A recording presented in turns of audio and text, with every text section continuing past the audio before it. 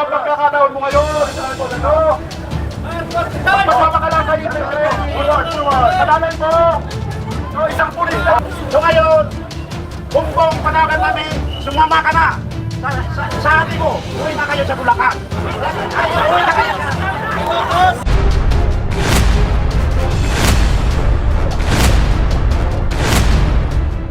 Kapatid, na sinasabi niya ito, yung kapatid niya ay baka nagkukukay, matagal na. Hindi nyo ba, mga kababayan, mga policemen, hindi nyo ba napapansin si Marcos tuwing nagsasalita, nag-ngiwi-ngiwi yung mukha? Ha? Nauutang? Kasi, produkto na yan sa pagtutugan niya. Ito sa abang bansa, mayroong ating na Pangulo. Ang Pilipinas yan, tayo na ngayon ang pinaka-kurap na bansa sa buong ASEA. So, ako po'y nananawagan sa inyo, magsama-sama tayo, magkabukod-bukod po tayo para ipagpatuloy itong hinaing natin na ating manawagan ang ating mga mahal na mga pulis, mga military na mag-isip-isip na sila kasi wala na talagang matuluyan ng ating bansa. Mahuhulog na tayo sa bangin kung ilang araw pa mananatili itong Marcos Bangag yan sa Malacanang, mga kababayan. So, okay ba tayo, Marcos? Marcos Rizal! Marcos Rizal! Ikulong! Aristuin! Marcos Rizal! Aristuin! Ikulong! Sa Selda 13! Marcos Rizal! Aristuin! Ikulong! Sa Selda 13! Marcos Rizal! Aristuin! Ikulong! Sa Selda 13! Kung hindi pa sa sumuko, si Marcos ang panawagan ng taong bayan hanggang gusto mo itukhan ka ba? Kaya ang panawagan, itukhan! Itukhan! Si Marcos Jr. Itukhan! Si Marcos Jr. Itukhan! Itukhan, ha? Wala po. Hindi po totoo na may tukhan. Tukhan po yun. Iba po yung tukhan. Tukhan po na iba ang tukhan. Ang tukhan ay tuktok. Tawagin natin si Mother Joe Arantia bago kay Ghost Prospero San. Joe Arantia, nasaan ka na? Sumuko ka na bago si Marcos. Ayan na si Joe Arantia.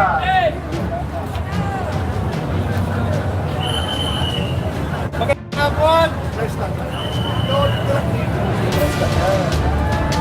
Magandang hapon sa ating mga kababayang Pilipino! Papayag pa ba tayo manatiling panguluhan ng isang leader sa mga? Kaya ang ating pong piling sa ating Pangulo, maawa kayo sa mga Pilipino. Huwag na po ninyong pabayaang maghirap pa kaming mga maliliit na Pilipino. Ang panawagan ng mga Pilipino, mag-resign ka na! Iniiwan ka na ng iyong gabinete. Mag-isip-isip ka na! Mag-ligpit-ligpit ka na! Marcos Rizal! Marcos Rizal! Marcos Rizal! Marcos Rizal! Kaya muli, ating Pangulong Bongbong Marcos, mang-awa ka sa aming mga Pilipino. Marami nang nagsisirap. Kaya, pinananawagan ng mga Pilipino na bumaba ka na sa iyong pwesto. Maraming salamat mga kabayan, mga vlogger.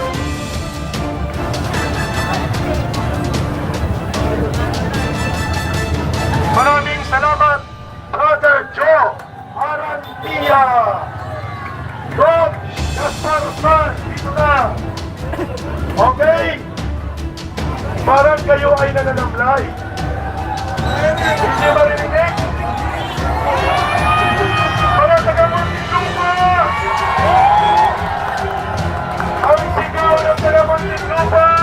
Ang tao, ang bayan, ngayon ay lumalaban! Ang tao, ang bayan, ngayon ay lumalaban! Ang tao, ang bayan, ngayon ay lumalaban! Ang tao, ang bayan, ngayon ay lumalaban! Ayun! Pakinggan natin si Brother Gaspar Usman ng Muslim Alliance in the Philippines.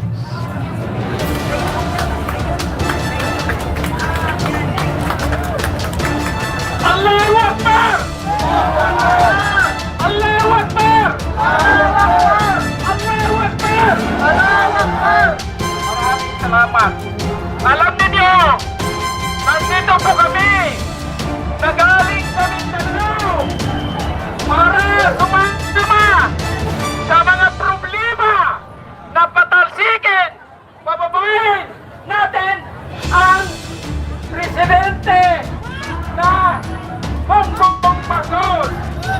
Bakit po natin hinihingi?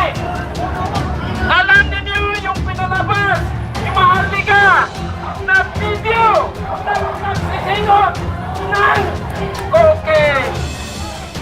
Ngayon napatunayan ng kapatid niya na siya ay isang adik. Nagkukokain sila.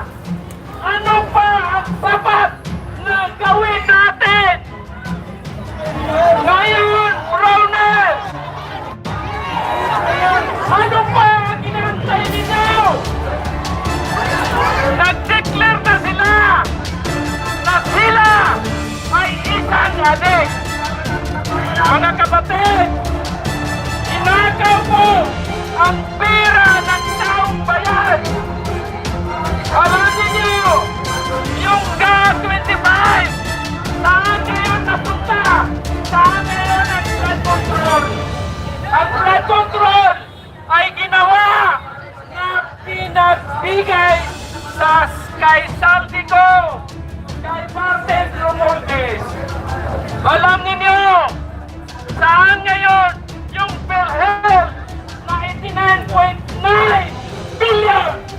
Sabi nila, ibabalik sa PhilHealth. Tinanong yung secretary, commissioner ng PhilHealth, kahit si Kusel, wala pang binalik. Ibig sabihin, sinungaling! Pangalawa, saan yung gold na deposit natin? Nabinta na dahil pinayad sa ICC.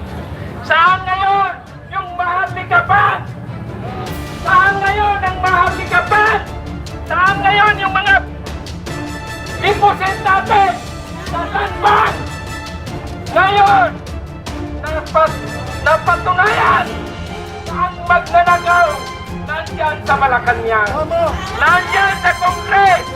Bakit hindi nyo imbestigahan si Martin Romualdez? Sabi ko, nagsalita din. Ngayon, ang taong bayan ang nagpaupo sa iyo, Marcos. Ang taong bayan naman ang magpaalis sa iyo. Maawa ka naman! Ngayon, luluhod na ang mga tala. Bakit po? Ngayon, wala na si Bongbong Marcos. At ngayon, mag-iipit ka na! Marcos, resign! Ipakulong na! Ipakulong na! Marcos! Assalamualaikum warahmatullahi wabarakatuh! Allahu Akbar! Allahu Akbar! Allahu Akbar! Allahu Akbar!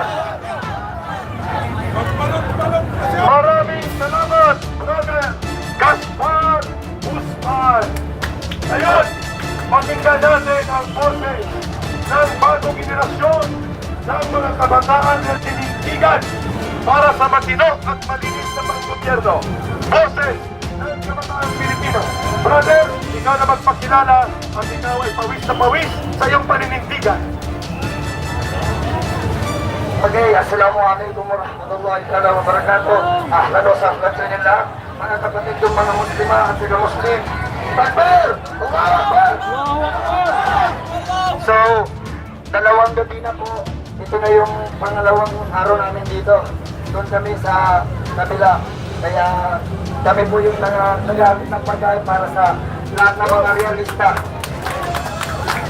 So, ngayon, kaya nandito tayo para ipakita natin kay Bongbong Bangat na yan na yung galit natin. So, ngayon, umuulan na, di ba? Nalala niyo yung sinabi niya na imbis na mag-umulan, ipunin daw yung tubig para sa tagtuyot, kakailanganin daw natin yun. Putang niya na naman, oh. Diba? So ngayon, Marcos, tatlo kayo. Marcos, nawawalan tayo ng boses. Resign ka na! So ngayon, nandito na kami para ipapagkita sa iyo, Bongbong Marcos. Nagsalita na si Santico. Yung mga may santik sa panunungkulan ng gobyerno, huwag na kayo magtago. Nagsalita na yung pangatlo nila, Bongbong Marcos Bangat. Hanggang dito na lamang po. Magandang hapon po sa inyo lahat. Sa lahat ng pumunta dito. Takbir! Umarang!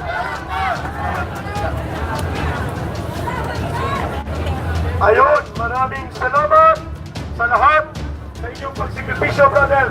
At may isa pang magsasalita. Okay. Habang lumalapit ang ibang mga kasama, ang panawagan ng taong bayan ay ating ipaabot sa buong daigdig. Ano po yun?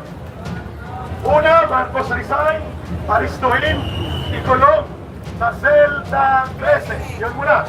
Okay. Practice. Makes perfect. Go! Marcos resign, aristuhin, ikulong sa selda 13.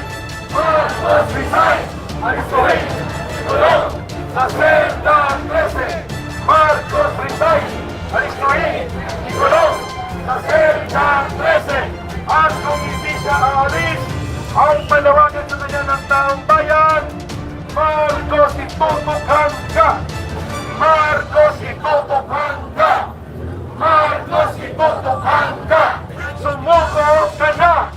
Marcos, itutukan ka! Sumuko ka na! Marcos, itutukan ka! Sumuko ka na! Marcos, itutukan ka na! Sumuko ka na! Parang natatakot na kayo magsalita ng word na tukhan. Nagkakapang tukhan sa tukhan. Tukhan na tukhan. Hindi po tukhan. Okay? Ulit. Marcos, sumuko ka na! Itutukhan ka na! Marcos, sumuko ka na! Itutukhan ka na! Marcos, sumuko ka na! Itutukhan ka na! Marcos, sumuko ka na! Itutukhan ka na! Sino na ang tutukhan? Ang taong bayan! Mga mamang pulis, mga kaibigan, mahiram ng pusas! Si Marcos ay pupusasan na sa malapit-lapit na panahon! Yehey! Pwede daw kalagyarin na lang. Okay. Sige. So, pakinggan muna natin ang kababayan Muslim. Ma'am Saira, saan ka na?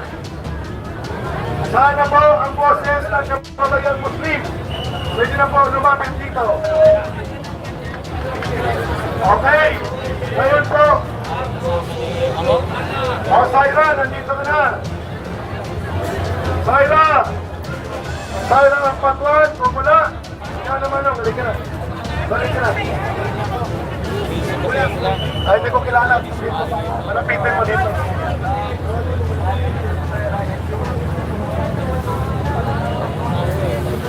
Ay, salamat po sa bigay ng muling pagkakataon na ako sa magsalita. Usapan po natin ang kalikasan. No? Alam po ninyo, yan pong flood control na yan, ayan ay napakalaking kalukuhan. Napakalaking kalukuhan po yan. Dahil po sa saligang batas natin, ang nakalagay doon ay ang kapakanan ng mamamayan ay naaayon in harmony and rhythm of nature. Yun po ang nakalagay sa konstitusyon. Yan po ang hindi nila, disregard po nila yan. Yan pong rhythm and harmony of nature, yan po ang hindi natin nagawa. No? Lahat po ng konsepto ng blood control ay mali. Bakit po mali? Sapagkat tayong mga Pilipino ay nagtiwala tayo sa Netherlands. No?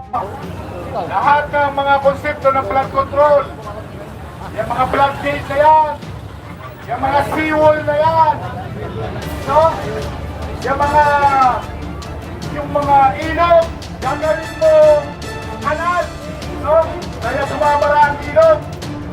Ang ating po kailugan ay hindi na siya natural na ilog, no?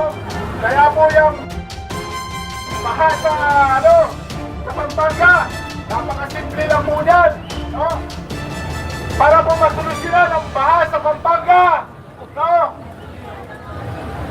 Yung pong paniwala ninyo na climate change, yan po ay kalukuhan. Yung pong climate change na